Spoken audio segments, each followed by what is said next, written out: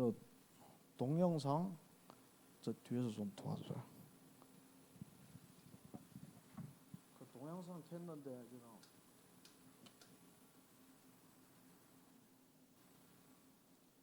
켜놓은 게 있어요. 밑에 켜놓은 게 있어요. 맞아. 우리 먼저 이걸 잠깐 시청하고 우리 말씀 듣겠습니다.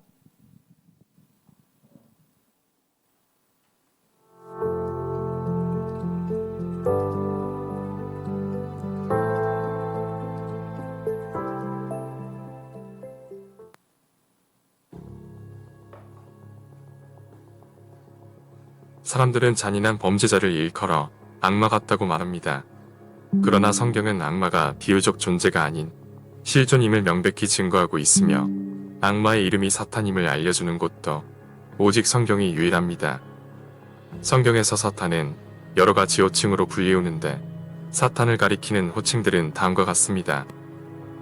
사탄, 마귀, 루시퍼, 용, 옛뱀, 귀신의 왕, 공중의 권세 잡은 자, 거짓의 아비, 처음부터 살인한 자, 죽음의 세력을 잡은 자, 이 세상 임금, 열국을 엎은 자, 온 천하를 꿰는 자.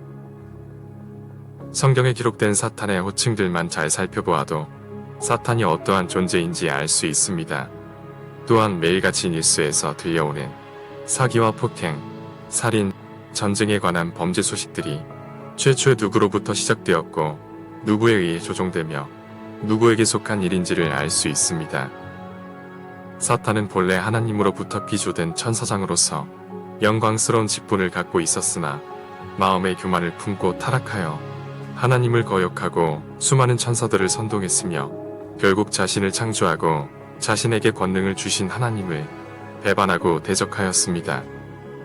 음부로 추방된 그는 더 이상 겸손히 하나님을 섬기던 예전의 천사장이 아니었습니다.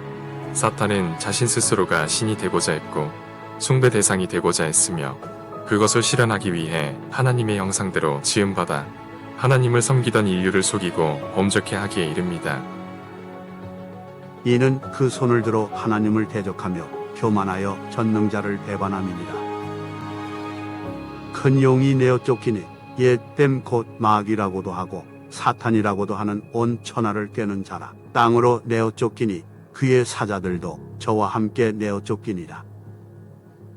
바벨론의 태양신 숭배를 시작으로 노골화된 사탄의 신성 모독과 인류의 사탄 숭배는 수많은 종교와 미신들로 파생되어 오늘날까지 이어져 왔는데 지금까지는 사탄이 종교와 이데올로기 뒤에 숨어서 은밀하게 활동해 왔다면 이제는 마지막 때가 되면서 사탄 자신의 정체를 드러내고 직접적으로 숭배받으려는 본색을 드러내고 있습니다. 근래 들어 각종 미디어들, 즉 드라마, 영화, 예능, 뮤직비디오, 게임 등에 사탄을 상징하는 심볼과 이미지들이 노골적으로 등장하는 것을 보십시오. 루시퍼, 용, 악마, 귀신, 마녀와 같은 명칭들은 사탄과 직접적으로 연관되어 있으며 사탄적인 할로윈 문화의 대중적인 보급과 함께 청소년들의 사상에 무의식적으로 스며들면서 점차 폭력적인 성향으로 표면화되고 있음을 청소년 범죄의 증가율이 고스란히 나타내주고 있습니다. 인간이 성경의 경고를 무시하고 사탄의 존재와 활동에 대해 무지한 사이에 사탄은 은밀하게 인류의 사상을 장악하고 영혼을 멸망시키려는 계획을 차곡차곡 진행해 나가고 있는 것입니다. 미국 사탄교의 일종인 사탄사원은 2016년부터 학생들을 대상으로 방과 후 프로그램인 사탄 클럽을 개설 운영해 논란이 되고 있는데 최근 미국 보스턴에서는 사탄 숭배자들의 모임인 사탄콘이 10주년을 맞아 역사상 가장 큰 규모로 열렸습니다. 이들은 전세계 사탄 숭배 세력의 빙산의 일각에 불과한데 문제는 소위 엘리트 계층이라 불리는 국내의 정치인들과 재계 인사들, 언론인, 엔터테이너들 중에도 사탄 숭배자들이 적지 않다는 점입니다. 그 중에 사탄 숭배 세력의 거대 자본과 입김이 작용하고 있는 엔터테인먼트 사업을 보십시오. 하나님은 10계명을 통해 어떤 형상으로든지 우상을 만들지 말라고 명하셨으나 언제부턴가 그룹 단위의 젊은 가수들에게 아이돌, 우상이라는 명칭을 노골적으로 사용하면서 연예인들을 우상화하기 시작했고 한창 삶의 의미와 자아에 대해 고민하기 시작할 어린 청소년들은 하나님을 찾을 새도 없이 아이돌들이 보여주는 화려한 외모와 퍼포먼스에 현혹되어 아이돌을 동경하고 쫓아다니는 안타까운 현실입니다. 인기 있는 K-팝 아이돌들의 노래와 뮤직비디오에는 그들을 후원하는 세력의 요구대로 사탄적인 메시지나 이미지가 많이 등장하고 있으며 그것을 보고 듣고 자라는 청소년들은 무의식적으로 사탄적인 사상을 흡수하게 되는 것입니다. 다음은 어린 청소년들을 타겟으로 하는 아이돌 가수들의 가사 중 일부입니다. 방탄소년단의 피땀 눈물 중에서 내 몸, 마음, 영혼도 너의 것인 걸 잘 알고 있어. 이건 나를 벌받게 할 주문. 벗, 너의 날개는 악마의 것. 나를 부드럽게 죽여줘. 빅땡의 삐딱하게 중에서 영원한 건 절대 없어. 사랑 같은 소리 따윈 집어쳐. 어차피 난 혼자였지. 아무도 없어. 다 의미 없어. 블랙핑크의 핑크 베놈 중에서 자, 오늘 밤이야. 난 독을 품은 꽃. 내 혼을 빼앗은 다음. 천천히 널 잠재울 파이어. 잔인할 만큼 아름다워. 에스파의 넥스트 레벨 중에서 언제부턴가 불안해져 가는 신호. 널 파괴하고 말 거야. 저 너머에 문을 열어. 널 결국엔 내가 부셔. 르세라핌의 임퓨러티즈 중에서 욕심내 더 마녀처럼. 진짜 나를 보여주지. 검붉어지는 빛. 천천히 밟아가. 경계선을 넘어가. 검게 휩싸인 욕망들의 딥사인. 엑소의 몬스터 중에서 뒤집고 무너뜨리고 삼켜. 그래, 널 훔쳐 탐닉해. 널 망쳐 놓을 거야. 내 맘속에 각인된 채 죽어도 영원히 살래. 여자친구의 애플 중에서 뒤를 돌아보지 마. 불안한 생각은 마. 달콤한 어둠 아래 마녀들의 밤이와 어떤 것도 어떤 말도 날 멈출 수 없어. 손가락과 입술 사이로 흐르는 붉은빛 물. 이것이 과연 어린 청소년들이 따라 부를 노래인지 아니면 사탄의 속삭임인지 헷갈릴 정도입니다. 뮤직비디오에는 더 노골적이게도 선악과 뱀, 검은 날개의 천사, 바품의 뿔, 전시안, 사탄 숭배 손동작이 자주 등장하는데 이러한 것들은 사탄교에서 사탄 숭배자들이 사용하는 것들과 정확히 일치합니다. 예수님은 사탄을 인간의 영혼과 생명을 훔치는 도적으로 비유하시면서 도적이 오는 것은 도적질하고 죽이고 멸망시키려는 것뿐이다라고 말씀하셨고 사도 베드로는 사탄을 먹잇감을 찾는 사자로 비유하면서 근신하라 깨어라 너희 대적 마귀가 오는 사자같이 두루다니며 삼킬 자를 찾나니라고 경고하였습니다. 지금껏 당신이 악마를 가상의 존재로 알고 있었다면 혹은 악마의 실체를 제대로 알지 못하고 있었다면 이제부터라도 영적 전쟁의 심각한 현실을 직시하고 인류를 구원하시려는 하나님 편에 서서 싸워야 합니다. 아이돌 노랫말처럼 사탄은 인간에게 영원한 건 없다고 순간의 쾌락에 탐닉하라고 유혹하지만 거짓말장이 사탄이 인간에게 줄 수 있는 것은 오직 고통과 영원한 후회밖에 없음을 알아야 합니다. 사탄에게 속지 말아야 합니다. 그런즉 너희는 하나님께 순복할지어다. 마귀를 대적하라. 그리하면 너희를 피하리라. 마귀의 괴계를 능히 대적하기 위하여 하나님의 전신 갑주를 입으라.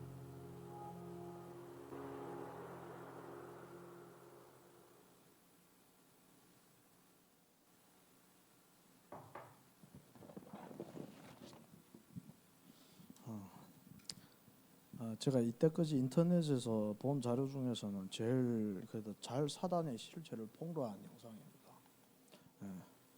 저는 저렇게 아이돌 그룹이 저렇게 많은 줄 몰랐어요. 사단 숭배를 하는 게. 예. 저 보면서 난 BTS밖에 몰랐는데.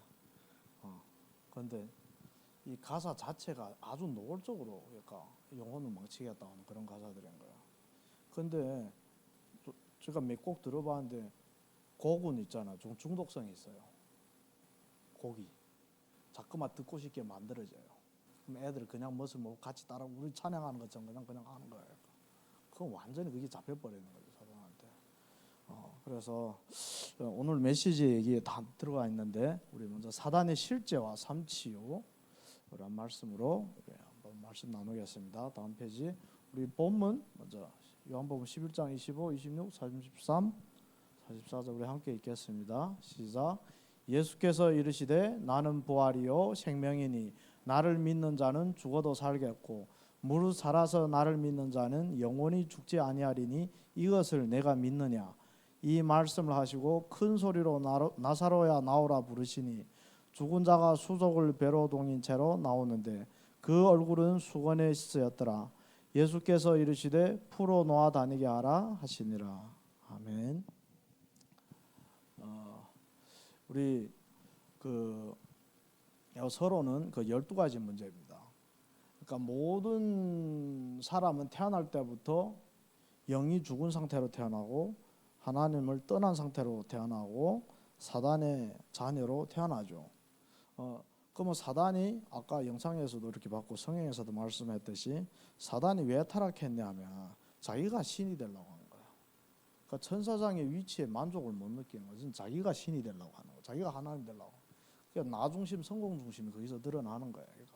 그러니까 그 마귀 자녀다 보니까 마귀 가치관을 그대로 인간들에게 가르치지 않아도 그걸 따라 배우는 거예요. 태어날 때부터.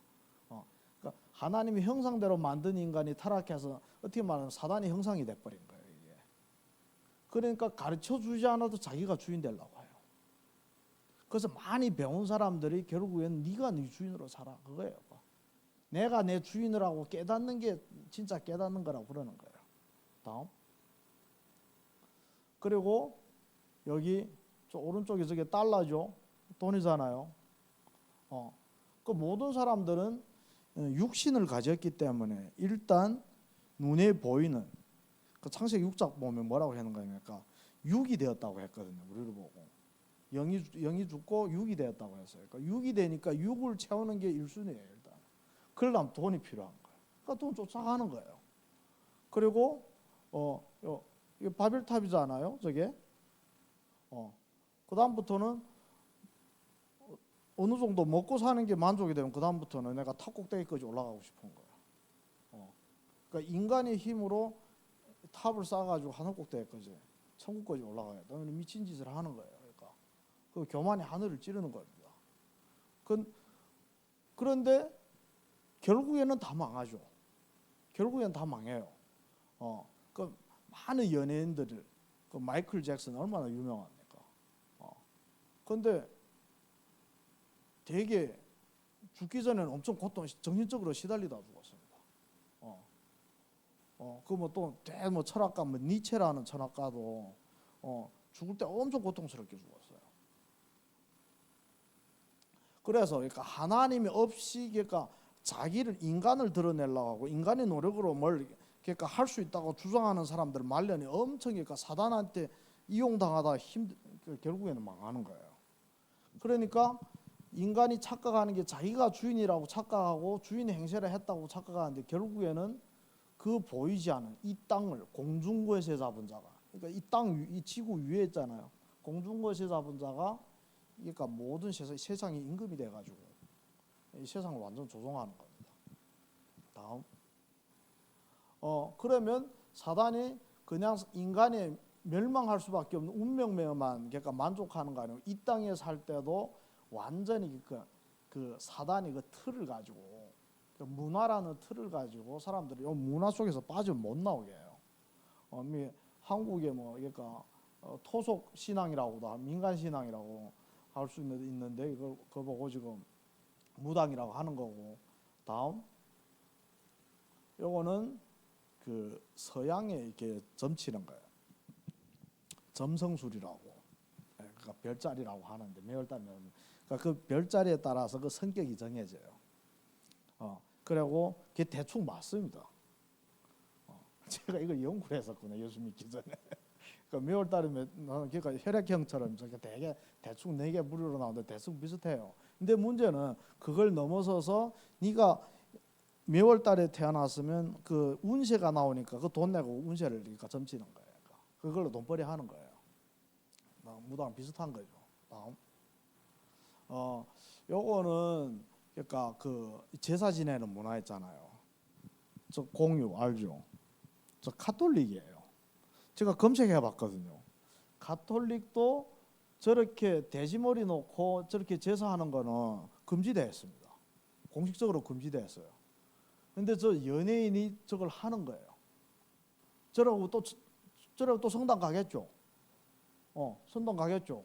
그리고 또 이해해달라는 식으로 내가 지금 이런 문화 속에서 사는데 뭐 어쩔 타협할 수밖에 없지 않냐. 그럼 이렇게 하는 거예요. 다음. 저 권상우도 보니까 저도 가톨릭입니다. 예. 그러니까 서슴없이 저 돼지머리 있잖아요. 저 위에다가 돼지머리다 이거 돈을 끼워놨잖아요. 그러니까 저걸 서슴없이 하는 거예요. 그리고 설령 마음이 조금 찔린다 하더라도 여기에서 이 울타리 안에서 왕따 안 당하려면 저거 해야 돼요. 그게 틀이라는 거예요. 사단이 그러니까 네가 원하든 원하지 않든 그러니까 이 세상의 문화를 안 따르면 사단의 문화를 안 따르면 이 바닥에서 못 놀게 합니다. 다음. 이것도 영화 배우인데 한혜진인지 아마 이건 개신교예요. 그것도 성결교예요. 성결교는 명의상계가 제일 성결하게 그러니까 성경대로 살겠다고 그런 거 외친 게 감리교에서 빠져나온 게 성결교인데 성결교 성도가 저기 돼지머리다 주둥에다 돈 넣는 거예요. 이렇게 문화가 무섭습니다. 문화가 싫어도 해야 되는 게 문화예요. 그러니까 사단이 이렇게 문화를 가지고 완전히 사람 그러니까 그 생활 패턴을 딱 붙잡고 있는 거예요. 이거는 완전히 그러니까 사단 숭배라는 거예요. 그러니까 그 사탄교 아까 영상에 나왔던 그 사탄교의 제사장이에요, 그 사람이. 그래서 아버지 그 대를 이어 그러니까 2세대죠. 동물의 피와 피제사. 우리는 피제사를 가지고 죄사함 해주는데 저 피제사를 해가지고 유체탈. 그러니까 몸을 영혼을 바깥에서 이렇게 나오게 하는 거예요. 그래가지고 사람들에게 주문과 저주를 걸어서 돈을 많이 벌었대. 그러니까 돈 주고 저 사람 저주해달라면 저주. 그러니까 안 좋은 일이 생기는 거예요. 돈 받고. 그러니까 이게 사단이 정말 이렇게 천하를 꿰는 자고 죽이는 자고 거짓말장이고 아까 사단의 속성들을 많이 볼 수가 있었고요. 아까 영화는 특히 그러니까 요 미래치유에 관한 부분에 대해서 이렇게 좀 본 거예요.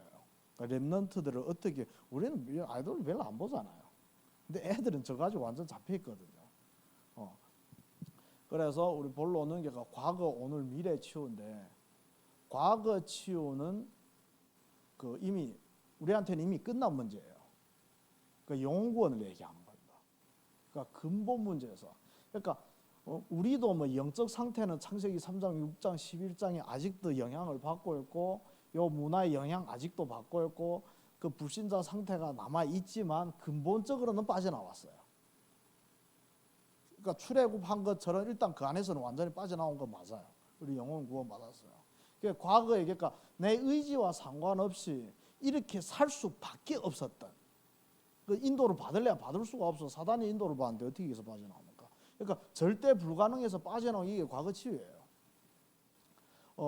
그러면 그 과거를 치유하는 방법이 오직 그리스도밖에 없는 겁니다. 왜냐하면 모든 사람들이 죄로 인해서 죄와 허물로 죽었는데 그 죄가 자범죄가 아니고 원죄란 말이에요.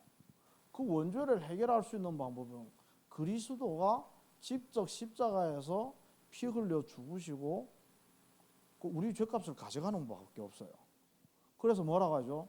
이제 그리스도 예수 안에 있는 자에는 결코 정죄함이 없다고 했습니다.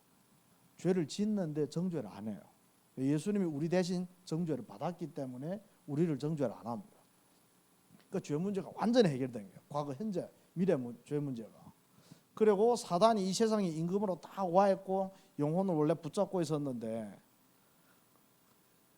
하나님의 아들이 나타나신 것은 마귀의 일을 멸하려 하십니다.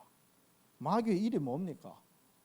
죽이고 뺏고 혼미하게 만들고 영혼을 망가뜨리고 복음 못 전하게 하고 흑암으로 완전히 이렇게 도배시키는 게 다 사단이 하는 일인데 그러니까 그 일을 멸하기 위해서 이 세상에 온 거예요. 히브리서 2장 14절에는 그리스도가 죽으심으로 마귀를 사망이 죽음의 권세를 없이 하시며 이렇게 나와 있어요.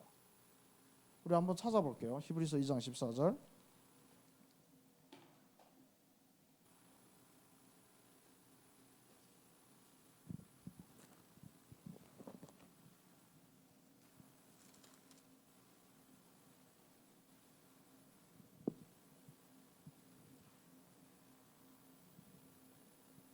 우리 함께 읽겠습니다. 자녀들은 혈과 육에 속하였으며 그도 또한 같은 모양으로 혈과 육을 함께 지니심은 죽음을 통하여 죽음의 세력을 잡은 자 곧 마귀를 멸하시며, 죽음의 권세를 잡은 그 사단을 멸하기 위해서 이 땅에 오신 거예요. 그래서 우리는 예수님이 부활로 말미암아 어떤 사망 권세가 우리한테는 상관이 없어요. 완전 사망 권세 해박됐어요.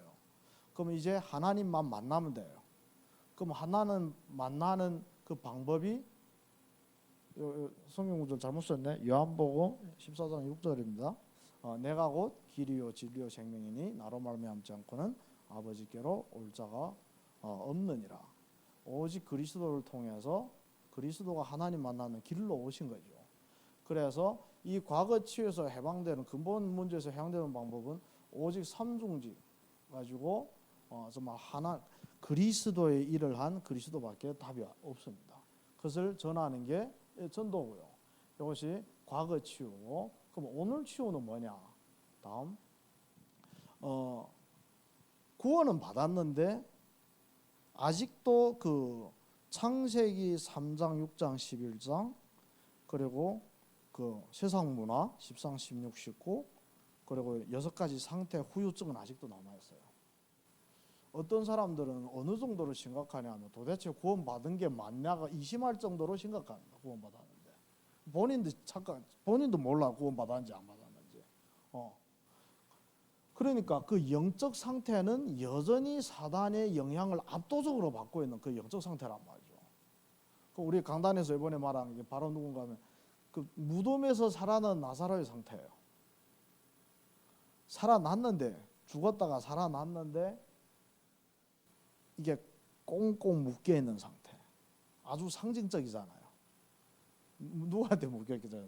그래서 사망에 꽁꽁 묶였고 사단 흑암에 완전 꽁꽁 묶인 상태. 그러니까 얼굴도 가렸다는 거, 영안 이 눈 보이지도 않는다는 거, 영적인 게 보이지도 않는다는 거.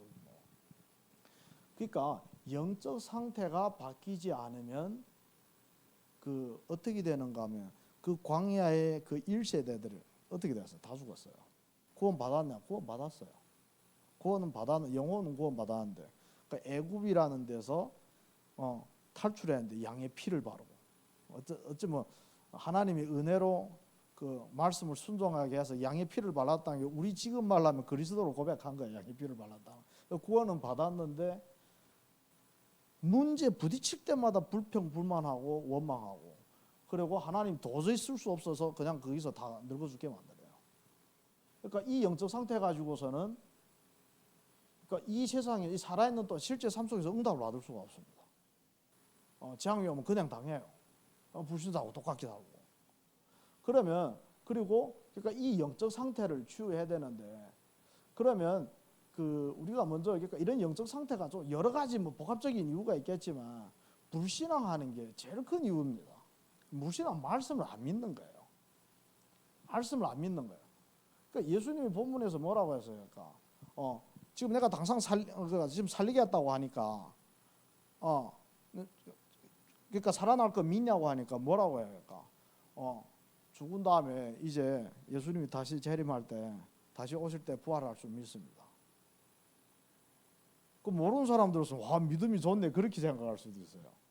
그런데 실제는 하나님이 바로 지금 이 시간에 역사하는 걸 안 믿으니까 불신앙을 할 수밖에 없는 거예요. 그러니까 예수님이 직접, 그러니까 이 사람은 그러니까 하나님의 은혜로 예수가 그리스도인 것도 믿어요. 은혜로 믿은 거예요. 그러니까 그 믿음을 주셔서 믿었는데 정작에 지금 하나님이 그리스도가 역사하겠다고 말했는데 그 말은 안 믿습니다.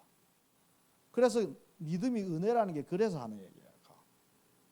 만약 믿음이 은혜가 아니고 내가 깨달은 게 뭐 예수가 그리스도인 거 깨달으면 죽은 다음에 부활할 것도 믿으면 지금 살아나는 것도 믿어야지. 논리가 안 맞잖아요. 근데 저거는 믿는데 이거는 못 믿어. 그러니까 저거 그래서 구원은 100% 하나님의 은혜라는 게 그래 하는 말이에요. 우리 믿음으로 믿으면 구원이 아닙니다. 그러니까 다른 믿음은 못 가지는 거예요. 그러니까 안 믿는 거예요. 그러니까 구원에만 머물러 있는 거예요. 그러니까 영적 상태가 구원에만 머물러 있는 상태라. 불신앙하는 상태라. 그리고 하나님의 영광을 보는 믿음을 하나님은 이렇게 그 그리스도는 하나님의 영광을 보는 믿음을 가지라고 하는데 근데 그러려면 이 영적 상태가 치유돼야 되고 그 불신앙 일단 불신앙부터 말씀 그대로 믿는 믿음을 구해야 됩니다. 그러니까 나도 그 믿음을 가지고 싶은데 안 믿어지는 거 어떻게 해요? 나 지금 문제가 더 커 보이는데 그냥 깡으로 믿습니다 한다고 믿어지는 것도 아니고 그럼 그 믿음을 구해야 돼. 구하면 하나님 주세요. 그러니까 그 믿음을 구해 가지고 그리고 어쨌든 내가 하나님 앞에 이렇게 하나님의 뜻을 구하자고 하고 저는 그러니까 그 화요일에 그 기도회를 할 때 그 동현이 이렇게 포럼하잖아요. 그러니까 포럼할 때 그러면 계속 하나님과 질문을 하는 그런 내용들을 포럼해요. 계속 하나님과 대화를 하는 거, 정말 기도를 하는 거. 그리고 그 말씀을 어디서 찾냐면 이렇게 그 성경 본문을 가지고 기도문 만들잖아요. 거기서 답이 많이 정리되는 거예요. 그러니까 자기가 물어보고 자기가 그러니까 답을 찾는 거예요. 하나님 그렇게 깨닫게 해주세요. 그러니까 이런 중심을 하나님 중심을 보시기 때문에 그런 중심을 가지고 있으면 그 당장은 내가 이 문제가 하나님이 어떻게 역사하는 거 체험이 안 될지라도 하나님이 역사하실 것을 믿고 인본주의를 안 합니다. 일단 하나님이 하시는 걸 보려고 하는 그 중심을 가지고 기다려요. 그러면 정말 설치지만 않아도 하나님이 직접 이루어가시는 걸 내가 볼 수가 있거든요. 그때 어느 때 그 새가족 훈련, 그러니까 우리 같이 영상으로 한번 봤는데 집중 훈련 때 그때 그랬잖아. 전도는 하는 것이 아니고 되어지는 것이다 했고 또 뭐라고 했죠? 전도는 보는 것이라고 했어요. 근데 가만히 앉아 있어도 하나님 하시는 거 봐요. 근데 내가 불신앙하면 어떻게 되죠? 하나님이 역사하기 전에 내가 그 자리를 떠버립니다. 그럼 나 못 봐요. 그러니까 하나님이 하실 거 믿고 기다리기만 해도 하나님이 나를 믿음을 그 사건을 통해서 하나님이 역사하시는 걸 통해서 내가 믿음을 갖게 되는 거예요. 그러니까 오늘 치유는 내 영적 상태를 계속 바꿔 나가는 겁니다. 그리고 내 불신앙을 계속 치유해 나가는 거고, 그리고 그 사건 속에서 하나님의 영광, 하나님의 계획을 보는 거. 다음, 그럼 이 치유를 받고 그러면 오늘 영적 상태가 바뀌고 정말 이렇게 777 망대 그 응답을 받고 그다음에 그 렘넌트들한테 증인으로 서는 거예요. 유 목사님 이런 말을 많이 하시더라고요. 렘넌트한테 뭘 가르치려고 하지 말라고. 그러니까 뭐 기술적인 거나 그런 거 우리보다 훨씬 더 잘하니까 렘넌트들한테는 복음하고 기도만 똑바로 가르치면 지가 알아서 인도받는다는 거예요. 이거 100% 공감합니다. 그러면 렘넌트 미래 치유라는 거는 지금은 미래가 아니잖아요. 그런데 아까 영상을 보면 미래가 어떻게 될지 짐작이 가잖아요. 세상이 어떻게 될지. 멀리도 말고 지금 20대만 해도 완전히 지금 금방 그 영상의 그 문화에 이렇게 다 이렇게 잡혀 있습니다. 더 어린 애들은 뭐 말도 말고. 그러면 바로 다음 세대부터 지금 여기 완전히 이렇게 물들어 있는데 사단에 그러니까 우리 보통 얘기하는 게 그러잖아요. 그러니까 우리는 기생세대는 좀 체질이 너무 체질돼 가지고 복음을 알아도 잘 안 바뀐다. 거꾸로만 렘넌트는 체질이 안 됐기 때문에 그래도 쉽게 바뀔 수 있다는데 내가 봤을 때는 렘넌트들이 영적으로는 더 심각하게 뿌리 내려 있습니다. 그게 더 심각하게 그러니까 뿌리 내려 있는 거예요. 사단의 그 문화가. 그런데 그럼 생각해봐요. 교회 렘넌트들도 그 영향을 받는데 불신자 렘넌트들은 어떻게 했어요? 완전히 사단의 노예가 되는 거예요. 그러면 사단이 그러니까 문화를 가지고 완전 렘넌트를 이렇게 마음 생각을 딱 잡아버렸는데 그 문화를 치유를 해야 됩니다. 그 문화를 치유하는데 또 문화 치유라면 그러니까 되게 거창하게 또 무슨 뭘 만들어 가지고 뭐 치유한다 또 꼭 그렇게 생각할 수도 있어요. 근데 우리 에베소서 19장 17절부터 20절 이 내용을 보면 바울이 이렇게 전도를 막 하는데 성령이 역사를 해가지고 그게 마술책, 그러니까 우상 숭배하는 그 점치는 사람들이 그 책 가져와 자기들로 가져와서 다 불태우는 것, 그런 장면들이 나와요. 한번 좀 찾아볼게요. 에베소서 19장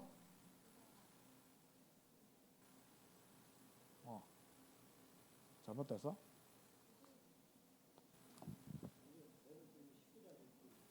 없나? 사도행전인가? 찾아봅시다 일단.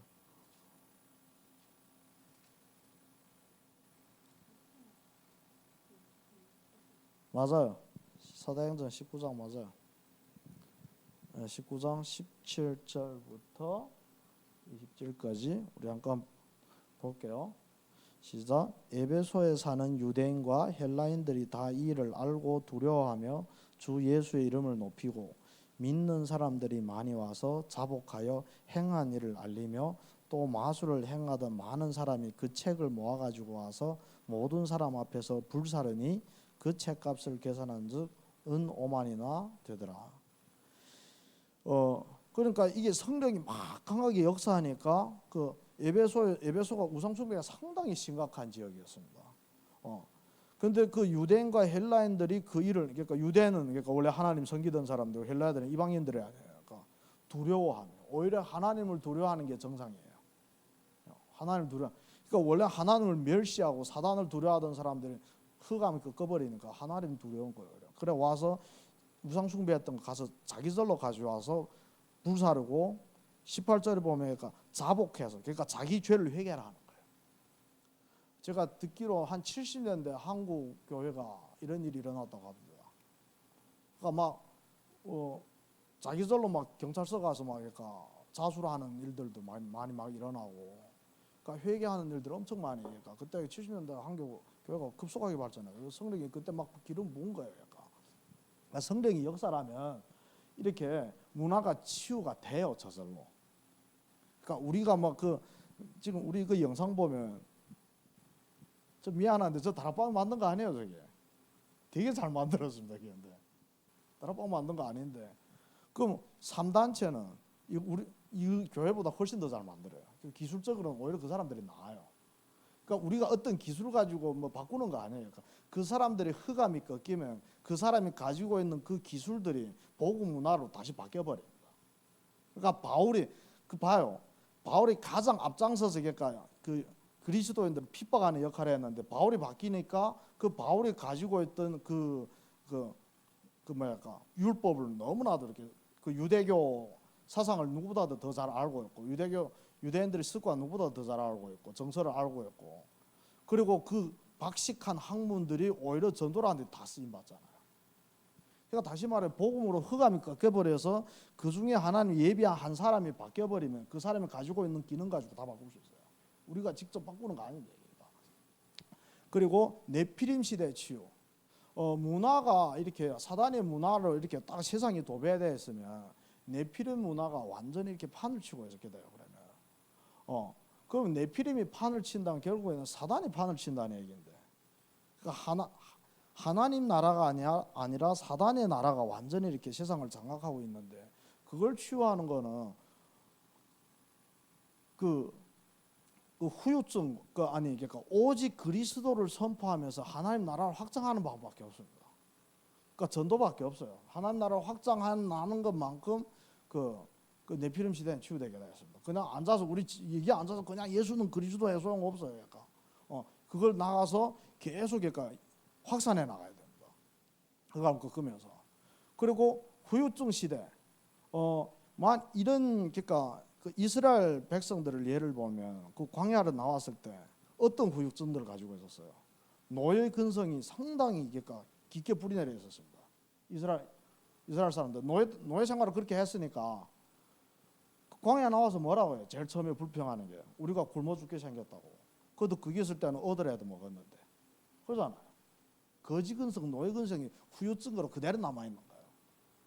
그러면 정말 오랫동안 영적 문제에 심각하게 시달린 사람들은 정말 하나님의 은혜로 그리스도를 영접해도 그 상태는 여전히 그러니까 불신자 상태겠까 거의 마찬가지 수준으로 눌려 있는데 이들을 치유라 하려면 오직 언약 붙잡고 실제 보좌의 능력, 증인, 다시 말하면 지금 이 시간 하나님이 역사하신 것을 체험하는 그 한 렘넌트 시대의 후유증을 치료할 수가 있어요. 예를 들면 그 모세하고 갈렙, 모세가 1세대를 이렇게 쭉 끌어오면서 그 1세대들이 죽은 게 의미 없는 거 아니에요. 1세대들도 나름 공헌을 했습니다. 무슨 공헌을 했냐? 그 광야에서 태어난 2세대들한테 불신앙하면 어떤 결과가 있는지 자기들이 죽음으로 직접 보여줬습니다. 그 공이 있어요. 그러니까 2세대는 어떻게 되죠? 노예 근성이 2세대한테 전달되지가 않아요. 거지 근성이 전달이 안 됩니다. 그리고 불신앙이 치유됐어요. 봐요. 요단 출애굽할 때 하나님이 모세 보고 지팡이를 대고 이렇게 되면 물이 갈라진다고 했잖아요. 만약 모세가 그 물을 쫙 가르고 물을 가리지 않고 할까? 네가 먼저 바다에다 발 들여 놓으면 물 갈라줄게 하면 죽기를 기다릴지언정 감히 바다에다 물 못 밟을 겁니다. 1세대들 그런 믿음 없어요. 그러니까 하나님이 그 믿음이 없는 거 아니까 그냥 갈라주고 지나가게 한 거예요. 근데 요단강 때는 안 그랬습니다. 먼저 지금 물이 흐르고 있는데 발을 내밀어서 디디면 물이 멈춘다고 했거든요. 근데 그걸 안 믿으면 못 디잖아요. 그런데 디더라고 한 거예요. 그러면 왜 디더라고 했냐? 하나님이 감당 못할 믿음을 안 준다고 했고 시험을 안 준다고 했거든요.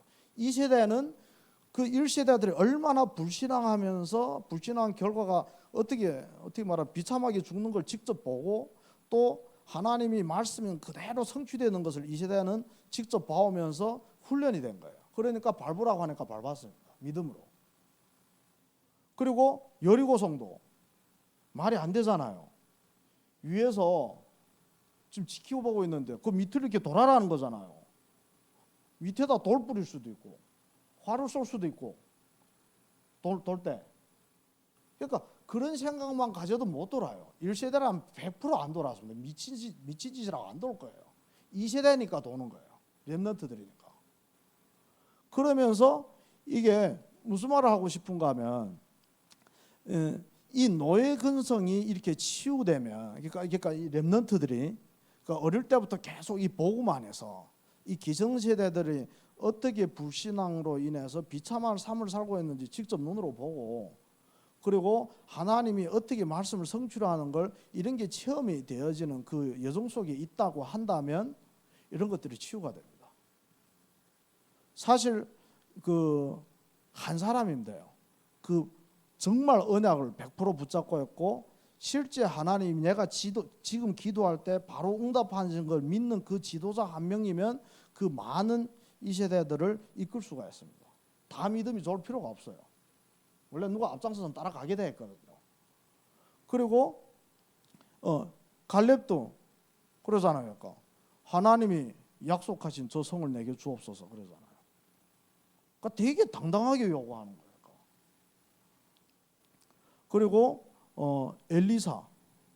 엘리사도 그때 그러니까 막 블레셋 우상 숭배를 너무 심하게 해가지고 그러니까 뭐 거의 선지자가 거의 다 죽다시피 했잖아요. 실제로 그 7천 명을 숨겨놨다고 했지 아직은 선지자 안 된 사람들이에요. 그러니까 그 엘리야가 한 명 한 명씩 가서 이렇게 뭐 찾아서 세운 거지. 사실 그때는 엘리야 하나밖에 없는 게 거의 맞아요. 거기 계속 나당했는데. 그러니까 상당히 그러니까 사단이 그러니까 판치고 있는 그때 상황으로 봐서는 그럴 때고. 그리고 후유증이 상당했어요. 그러니까 어느 정도로 심했는가 하면 엘리야마저도 다 포기하고 죽여달라고 할 정도로. 그런데 그걸 바꾼 게 누구죠? 엘리야가 아닙니다. 엘리사가 바꿨습니다. 이 세대가 바꾼 거예요. 엘리사가 갑자기 영감을 받아가지고 도단성에서 7천 명 제자들 그러니까 제자 양육 시킨 거예요. 그러니까 망대를 지금은 7천 망대를 져버린 거예요. 그러니까 문화가 바뀝니다. 미래가 치유되는 거, 그 후유증이 치유되는 거예요. 그러니까 외국에서 침략 딱 오면 그냥 불병거가 그 옆에서 쫙 바로 와서 이렇게 진을 치고 있는 거예요. 그 믿음 가진 한 사람 때문에. 다윗 봐요. 그때 문화가 얼마나 심각했죠. 예수를 믿는 자체로 사형이에요. 그때는 그렇게 흑암이 판을 치고 있는 상태고 핍박이 심한 상태고 그렇게 그러니까 기가 그러니까 거의 죽어 있는 상태인데 누구만 그때 전도를 했죠. 감람산에서 성령 충만 받은 사람들만 나가서 한 거예요. 목숨을 가지고 피를 뿌리면서. 그런데 그것이 어떻게 됐는가 하면 그 완전히 그러니까 아까 그 바울의 그 에베소 문화를 바꿨고요. 자기 스스로 나와서 불태우잖아요. 문화를 바꿨고 그리고 그 시대를 치유하고 그 시대만 치유한 게 미래도 치유했습니다. 그러니까 바울이 살아서는 로마 복음화를 못했지만 바울이 남긴 그 제자들이 계속 바톤을 이어가서 300년 만에 로마 복음화가 된 거예요. 그리고 그 미래가 로마 복음화뿐만 아니라 지금 우리한테까지도 치유를 주고 있습니다. 그 성경이란 작품 가지고. 바울이 만약 성경을 안 남겼더라면 우리가 뭘 볼 거예요? 그러니까 예수님이 제자를 데리고 다니면서 했던 그 역사들, 실제 한 지역을 살리고 망대가 세워지고 확산되는 거 어디 가서 볼 거예요? 바울이 이 작품 안 남겼더라면. 그러니까 그 한 사람이 언약 붙잡은 그 한 사람이 그 시대의 문화를 치유할 수 있고 그 시대를 바꿀 수 있고 그 바로 앞의 미래와 책으로 어떤 작품을 남긴다면 저는 확신해요. 이 성경이 어느 때까지 사람 후세들한테 영향 주냐? 그리스도가 재림하는 날까지.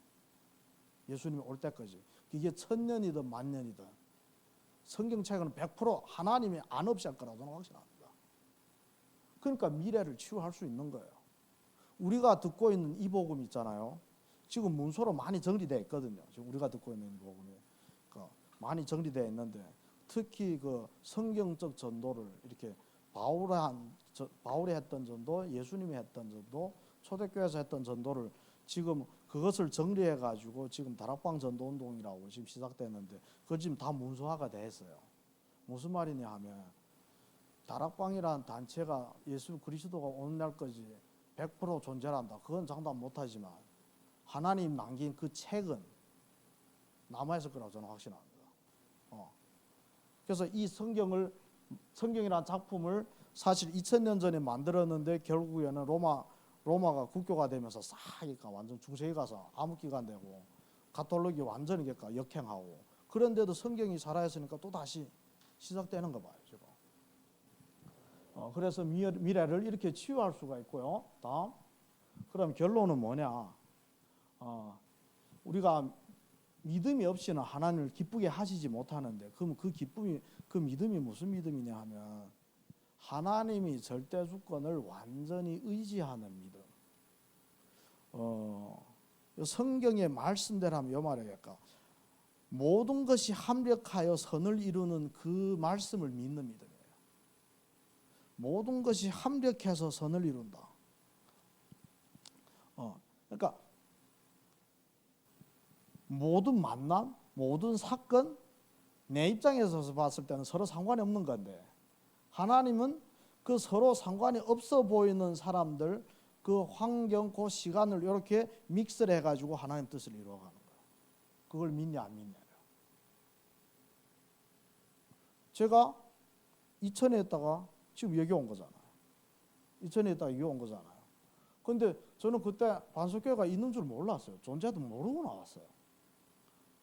그런데 그러면 반석교회를 존재도 모르는데 어떻게 와요? 누군가는 그 뒤에서 그 가운데서 이렇게 안내해 준 사람이 있어야 될 거 아니에요. 그럼 안내해 주는 사람도 누군지 나는 몰랐어요. 그런데 하나님은 알잖아요.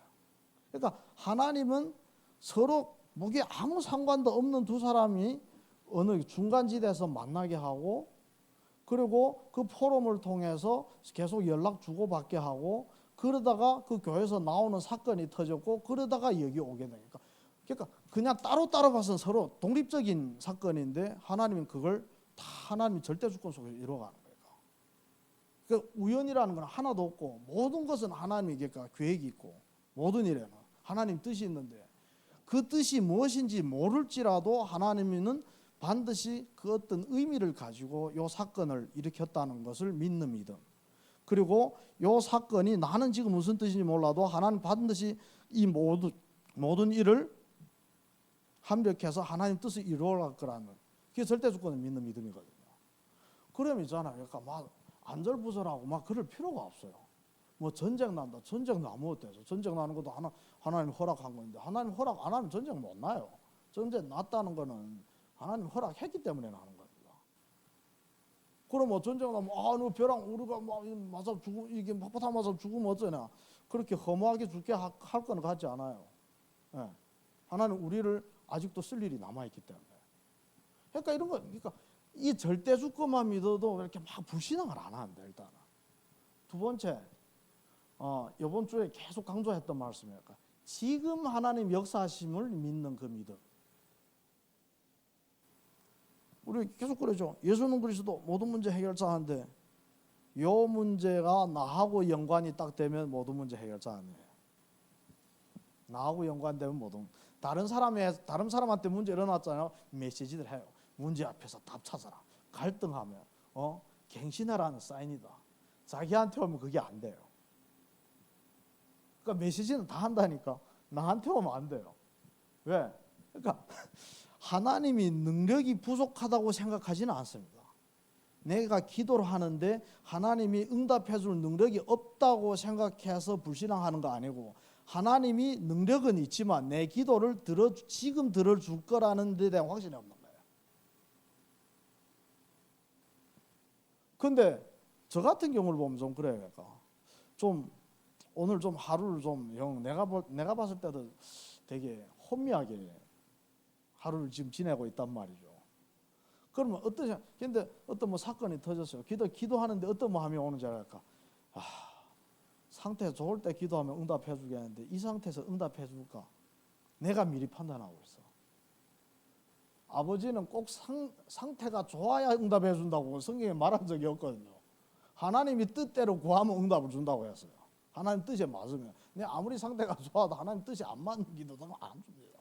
그러니까 자꾸만 그러니까 내 생각을 가지고 안 된다고 가로막는 거예요. 이번에 그 월요일에 그 목사님 이렇게 전화해가지고 그 유광래 집사 신방했거든요. 신방했는데 그러니까 사실 그러니까 가는 그 오후에 주일날에 윤인아 전도사님이 같이 이렇게 차 타고 이렇게 집으로 가는 길에 유광래 집사 좀 살리기는 살려야 되겠는데 좀 뭐라고 할까? 그러니까 자꾸만 안 될 것 같다는 좀 생각을 이렇게 들어가지고 그때 터치를 못했다. 그리고 터치를 해도 뭐 하루뿐이지 지속할 자신이 없고, 그리고 말해도 계속 뭐 반박하고 대화 안 한다고 그거 막 또 뭐 흐지부지 해주고 뭐 그런 경험들이 있었으니까. 근데 뭐래요? 오늘 말씀을 왜 전도사님이 안 믿냐고. 오늘 역사한다는데 해보라는 거야. 그럼 일단 목사님한테 전화를 해보고 혹시 안 되면 B플랜을 줘. B플랜 무슨 B플랜이냐고. 해도 안 보고 B플랜하면 네가 불신앙하는데. 내가 찔려가지고 그냥 아멘하고 유관은 집사님한테 전화를 했어요. 전화를 하니까 왜 그래? 그래서 좀 마라탕 좀 저녁에 좀 같이 먹자고 그러니까 고마워 하면 그러면서 그러니까 집에 뭐 하고 있냐? 그러니까 집에 앉아 있지 그러는 거야. 그러면 집에 계속 앉아 있으면 우울증 걸릴 건데, 그러니까 그렇다고 뭐 바깥에 뭐 나갈 데가 있겠냐고. 나가자면 나갈 데가 막 같지 않은데. 그래서 오늘 말씀 어제 말씀 들었냐고 주일 예배 들었다 하더라고요. 그래. 지금 바로 응답 받는 게 이번에 선포된 말씀이다.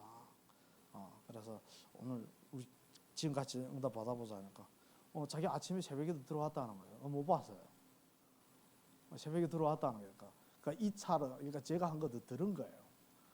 그러니까 보니까 하나님 싹 다 작업해놓고 내가 전화하기를 기다리고 있는 거예요. 싹 다 작업해놓고.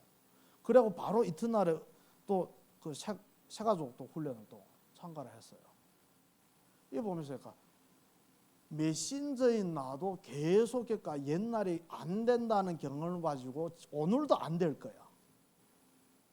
어제도 안 됐고 그저께도 안 됐으니까 오늘도 안 될 거야. 근데 말씀은 오늘 될 거야. 응답 받아봐. 그 말씀을 가지고 어떻게 보면 믿음이, 그 말씀을 믿음으로 붙잡고 도전한 거죠. 하나님이 싹 다 작업해 놨더라고요. 그래서 진짜 저는 이번 주 통해서도 강단 말씀이 그냥 솔직히 제가 인정하자면, 말로는 우리가 강단에서 모든 답을 찾아야 된다고 메시지도 그렇게 해요. 그리고 문제 왔을 때 강단 보면 거기가 답이 많이 들어있어요. 근데 그 답은 어떤 답이는가? 메신저 입장에서 이걸 답으로 줄 수 있는 그 답이지, 실제 그걸 내가 당장 적용해가지고 그게 성취되는 그 답이 아닌 거예요. 그러니까 어떻게 증인으로 서겠어요? 내가 체험이 안 됐는데. 이런 것들을 보면서 진짜 지금 하나님이 역사하시는 믿음. 그러니까 있잖아요. 어떻게 되는가 하면, 이런 거 체험해 보면 누가 메시지를 하든 그 말씀 속에서 하나님이 역사하기 때문에 그 메시지가 성취될 거라는 것을 믿고 도전하면 응답이 옵니다. 그리고 말씀의 검으로 사단을 물리치는 기도, 이것을 도전해야 돼요. 그러니까 흑암 꺾는 그 기도. 우리 마태복음 4장 10절, 11절 볼게요. 마태복음 4장, 예수님이 이렇게 시험 받을 때 했던 말씀입니다.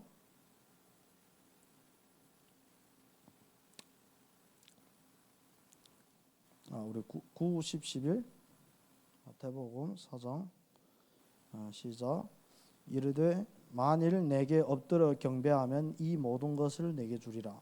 이에 예수께서 말씀하시되 사단아 물러가라. 기록되었으되 주 너의 하나님께 경배하고 다만 그를 섬기라 하였느니라. 이에 마귀는 예수를 떠나고 천사들이 나와서 수송드니라. 이게 그러니까 사단이 지금 그 12가지를 가지고 성공 중심을 가지고 지금 예수님을 지금 유혹하는 거잖아요. 그러니까 전세에서 내가 전 세계를 다 줄 테니까 나한테 무릎 꿇어. 그러니까 뭐라고 해야 할까? 사단아 물러가라. 그리고 성경에 하나님만 경배하라고 했어. 말씀으로 딱 물리치니까 사단이 그 뒤에 반응이 뭐죠? 사단이 떠나고 천사들, 지금 말하면 성령 충만한 거야. 사단 떠나가 버려. 그러니까 이것도 사실은 두 번째 거예요. 내가 정말 기도로 사단, 그 믿음을 가지고 내가 기도할 때 흑암이 꺾일 거라는 것을, 그 믿음을 가지고 기도할 때 지금 이 시간에 사단이 꺾이는 걸 체험하는 거예요. 네. 제가 좀 나름대로 그래도 다락방에서 어느 정도 그래도 현장을 좀 봤다는 사람들을 사역하는 거 보고를 듣거나 좀 이렇게 옆에서 이렇게 같이 보면 공통점이 하나 있어요. 그 최영희 전도사님이라는 분하고도 제가 한 2년 동안 같이 다녔는데, 그러니까 집에 다락방 할 때 방문하잖아요. 집 바로 안 들어가요. 들어가기 전에 차에서 한 5분 동안 기도하고 들어가요. 저는 그게 형식으로 보였거든요. 솔직히 저게 뭐 되겠냐, 저런다고 흑암이 꺾이면. 그런데 들어가면 순환이 양이 돼요. 그러니까 저는 또 그래도 저는 불신앙했어요. 저 사람 원래, 하나님이 원래 저 사람 상태를 평상시에 좀 유지를 해주니까 꼭 기도해서 그렇게 됐을까, 그런 의심이 항상 있는 거예요. 근데 어떤 사건이 터졌는가 하면, 어느 집을 계속 가는데 그게 그 마누라가 그러니까 이혼했는데 전처가 그 집에 들어와서 그러니까 뭐 마누라 행세를 하는데 불신자예요. 오지 말라는 거예요. 엄청 학대라고, 오지 말라고 엄청 그랬어요. 그러니까 되게 강하게 하더라고. 오면 신고를 해보다 막 그렇게까지 했어요. 나 100% 안 갈 줄 알았지. 그 다음 주에 또 가더라고. 그 전도사님 저기 들어가서 또 무슨 벼락 맞으려고 하니까 말 말고 기도하자. 그거 한 10분 동안 기도한 거다. 그 차 안에서 기도하고 딱 들어가는데 또 그 마누라가 딱 나오는 거야. 좀 걱정되더라고요. 싸움 날까 봐. 그 마누라가 딱 보는 데 있잖아요. 화를 안 내는 거예요. 잘 있냐 하니까 이러고. 그래 들어가서 앉아있는데 거기다 대고 복음 선포나 영접했어요. 그러니까 나 이런 것들 보면서 약간 진짜 현장에서 전도를 체험해 본 사람은 지금 이 시간이 내가 기도할 때 사단이 그걸 다 체험한 사람들입니다. 아니면 전도가 될 수가 없어요. 그래서 정말 요 믿음 도전을 하는 정말 저희들 되기를 정말 간절히 기도합니다. 시간 좀 지났고요. 우리 찬송가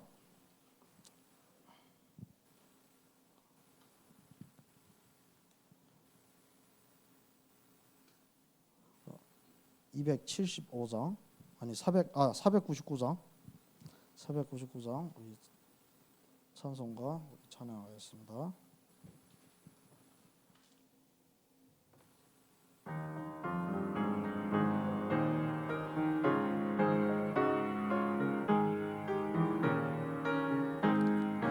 흑암에 사는 백성들을 보라. 수많은 심령 멸망하겠네.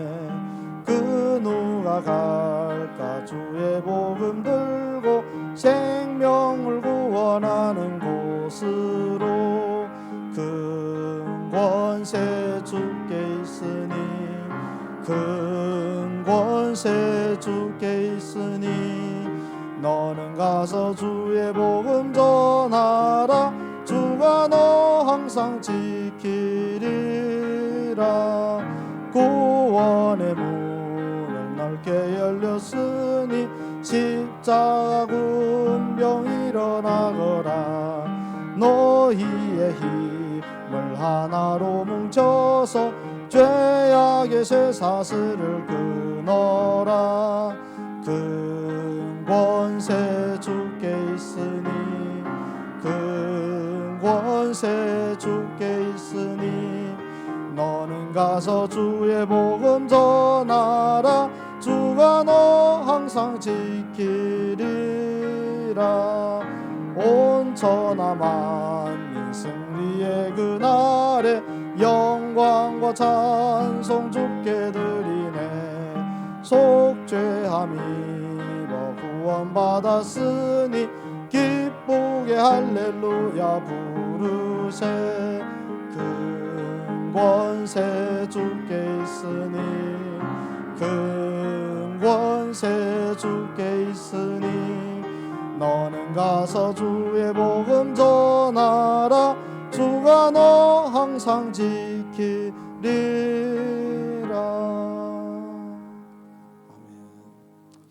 기도하겠습니다. 하나님 아버지 감사합니다. 정말 우리 한 주 동안 또 붙잡았던 그